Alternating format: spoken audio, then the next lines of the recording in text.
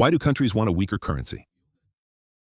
In the year 2025, the U.S. President Donald Trump imposed new tariffs on most countries, especially China. As of October, tariffs on several Chinese products had surged to more than 130%. But that wasn't all. Trump also accused China of currency manipulation to weaken the renminbi and avoid those tariffs. Have you ever wondered why a country would intentionally weaken its own currency? Don't all nations want a strong currency? What China is doing may sound strange at first, but in reality, it is a deliberate strategic move called currency devaluation or currency manipulation. So what exactly is currency devaluation or manipulation? Why would a country want a weaker currency? How do they do it? Is it fair? Is it considered cheating? And is a weaker currency really a bad thing? We'll also discuss the famous Plaza Accord, where even the United States once did the same. In this video, we will cover everything you need to know about currency devaluation and manipulation. Part 1. What are devaluation and currency manipulation? Currency devaluation is when a government intentionally lowers the value of its national currency. This is different from depreciation. Depreciation happens naturally, such as when a country's economy weakens. Foreign investors lose confidence and sell off that currency. In other words, depreciation is a natural market reaction, while devaluation is a deliberate government decision. So what is currency manipulation? Simply put, currency manipulation is when a government actively controls or influences the value of its currency. However, not every instance of adjusting exchange rates by a government is considered manipulation. Many countries, especially export-dependent ones, manage their exchange rates as part of regular economic policy. It only becomes controversial when countries are not transparent or deliberately maintain a currency artificially weak for long periods, making their exports unfairly cheap. That's when they may be labeled a currency manipulator. However, this term is actually political in nature, because there is no official, clear definition of currency manipulation. Now you may be wondering, why would a country want a weaker currency? Isn't a strong currency always better? Well then, let's explore why countries sometimes choose to weaken their own currency. Part 2. Why would a country want a weaker currency? At first glance, this may sound like one of the dumbest things a government could do. But in macroeconomics, it can actually be a useful tool. Reason number 1, it makes exports cheaper to other countries. This is the main reason countries choose to devalue their currency. For example, suppose $1 equals 7 Chinese yuan. A Chinese factory produces a toy and sells it for 7 yuan. When exported to the US, the buyer pays $1 because $1 equals 7 yuan. Now imagine the same scenario, but this time, the US imposes a 30% tariff on Chinese toys. That means the toy now costs $1.30 in the US. Suddenly, it's no longer cheap. American customers might switch to toys from other countries or from domestic manufacturers. In retaliation, China weakens its currency. Now $1 equals 8 yuan. The same toy still costs 7 yuan, but when converted to US dollars, it now costs only 88 cents. And after the 30% tariff is applied, it still ends up at $1.15. This makes Chinese toys cheaper without needing to cut costs or sacrifice profits. Of course, a country cannot devalue its currency from 7 yuan to 8 yuan in just one sudden move. Countries usually carry out devaluation gradually, quietly, and very cautiously. And of course, they will never publicly declare that they are intentionally weakening their currency. Now you might be wondering, if the change is so small, is it even worth doing? The answer is yes, because a country's export value can amount to billions of dollars. So even a small devaluation can create a massive impact. Therefore, by weakening its currency, China can offset part of the tariffs and keep its exports competitive in the international market. And that is why Trump and many US exporters complain that the US dollar is too strong, making American exports more expensive and less competitive overseas. The second reason, imports become more expensive, also known as an invisible tariff. Wait! Imports becoming more expensive is a good thing? Actually, if you've watched the video about tariffs, you'll remember that countries use tariffs to make imported goods from other nations more expensive than local products. As a result, domestic goods now look more attractive to consumers because they are the cheaper option. However, if your country imposes tariffs on another country, that country will retaliate and impose tariffs back. That is exactly what happened during the trade war between Trump and China. However, by devaluing your currency, you are doing something similar to what tariffs do. It's slower and less effective, but it doesn't break any trade agreements, and it likely won't trigger retaliation. Of course, just like tariffs, this can also cause inflation. The third reason, devaluation helps reduce public debt burden. Let's say the Widening government borrows $1 million from its own people. Years later, the government prints more money and causes inflation. Now, because prices have gone up, $1 million only buys half of what it used to. But the government still repays exactly $1 million. So in reality, the government is paying back cheaper money that is now worth less than when they borrowed it. This is how inflation reduces the real value of debt, when the debt is denominated in local currency. But this only works when the debt is in the country's own currency. If they borrow in foreign currency, like US dollars, the effect is reversed. A weaker local currency makes the debt far more expensive to repay. Pretty clever, right? Part 3. How countries can weaken their own currency. But wait, do they simply change the numbers on the exchange rate board? Not exactly. But they do have several methods to make it happen. The first method is cutting interest rates.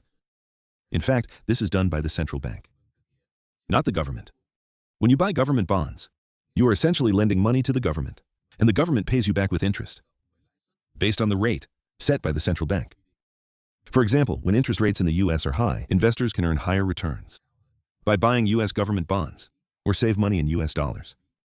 But to invest, they need US dollars, so they buy dollars. This increases demand and strengthens the US dollar. So how do you make the dollar weaker? Simple, just do the opposite. Cut interest rates. This means the US government can now pay lower interest on its bonds. Investors will lose interest. They may sell the bonds and sell US dollars as well. Demand for dollars decreases. Eventually, this weakens the US dollar. The second method is printing more money. Ah yes, the classic move. This is also known as quantitative easing, or QE for short. This is when the central bank prints more money and uses that money to buy government bonds from other institutions, such as commercial banks. Commercial banks, after receiving new money, will lend more to businesses and citizens. This leads to inflation. As you know, high inflation reduces the value of a currency. The third method is using foreign exchange reserves. This means the central bank buys or sells its own currency to push the exchange rate toward a desired level. The higher the demand for a currency, the higher its value, as people compete to buy it. And conversely, lower demand reduces its value. For example, unlike the United States, where the dollar is allowed to float freely on the market, China does not fully let the market decide. The Chinese government sets a daily target exchange rate for the yuan. If the market rate deviates from this level, China will sell a large amount of yuan on the foreign exchange market, where people buy and sell currencies. Or if they want the yuan to weaken, China can simply choose not to intervene at all, allowing the currency to fall naturally with market demand. But if the yuan falls too sharply, China will use its massive foreign reserves, about $3 trillion to buy back yuan, thereby raising its value and strengthening the currency again. This method is fast but expensive, especially when trying to strengthen a currency, because it consumes a huge amount of foreign reserves. Now we move on to part 4. Is this fair or is it cheating? At this point, you might be thinking, wait, isn't this cheating? That is exactly what the United States accused China of. In 2019, the US Treasury officially labeled China a currency manipulator after the yuan depreciated. China denied it, but the US believed China intentionally weakened its currency to offset the tariffs, but no punishment was imposed. And the US removed the label in 2020. In fact, many countries around the world have intervened in exchange rates in similar ways. For example, in 1985, the US faced a massive trade deficit with other countries, especially Japan, which was then a rising economic superpower. So the US pressured Japan, Germany, France, and the UK to meet at the Plaza Hotel in New York and agree to deliberately weaken the US dollar. This event became known as the Plaza Accord. But how did they do it? For example, Japan sold a huge amount of US dollars from its reserves, a foreign currency, in exchange for Japanese yen. Once the market was flooded with dollars, the US dollar weakened as planned. When the supply of yen in the market decreased, while demand for yen remained unchanged, the value of the yen skyrocketed much faster than Japan anticipated. A strong yen made Japanese exports much more expensive overseas. Japanese companies' profits declined. To cope, Japan cut interest rates and printed more money to provide low-interest loans to the public. Seeing low interest rates, Japanese citizens rushed to borrow money and invested wildly in stocks and real estate. This created one of the biggest asset bubbles in history. That bubble eventually burst in the 90s, triggering what became Japan's lost decade. Or more accurately, multiple decades of stagnation. Devaluing a currency can make exports cheaper, but it can also lead to retaliation. For example, after the 2008 global financial crisis, many countries struggled to revive economic growth, and central banks around the world began cutting interest rates, printing money, and letting their currencies weaken to boost exports. This sparked what became known as a currency war, where countries raced to weaken their own currencies to maintain a competitive advantage. The danger is that when too many countries do this, it can lead to global inflation, market panic, and disruptions in trade relationships. So is this fair? Well, that depends on who you ask. The countries doing it say they are simply protecting their economies. Others argue it is unfair competition. And if every country does the same thing, then no one wins. Part 5. Is a weak currency really that bad? If a weaker currency helps boost exports, protect local businesses, and even reduce debt burdens, then it sounds pretty smart, right? But a weaker currency also comes with very real consequences. The first impact is inflation.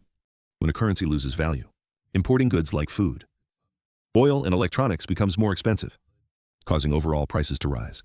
That's why countries like Turkey, which still rely heavily on imports, are hit hard by inflation when their currency weakens.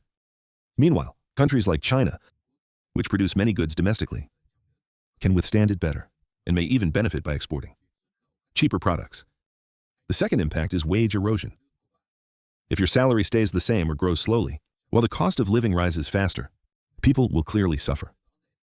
Numerically, you're earning the same amount, but in reality, you can afford far less. The third impact is a widening gap between the rich and the poor. As inflation rises, many people panic and start investing more in assets, like real estate.